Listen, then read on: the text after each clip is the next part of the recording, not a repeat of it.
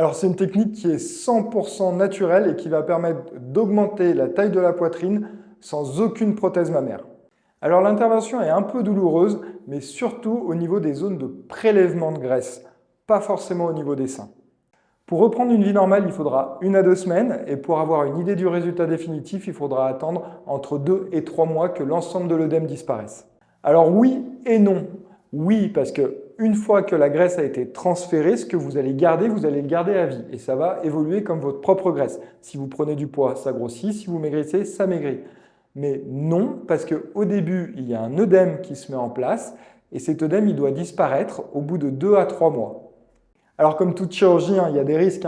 Les risques principaux, c'est les irrégularités au niveau des zones de prélèvement et une résorption trop importante au niveau des seins. C'est pour ça que c'est important de voir un chirurgien qui a l'habitude de faire cette technique pour diminuer les risques au maximum. Résultat encore plus naturel qu'avec des implants, pas de corps étranger dans le corps et pas de changement d'implant à 15 ans. En revanche, une augmentation mammaire plus limitée. Avec une séance de transfert de graisse, on peut gagner une taille et demie de bonnet maximum.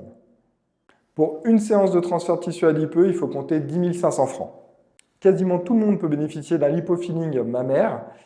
Il faut quand même avoir des réserves de graisse assez importantes.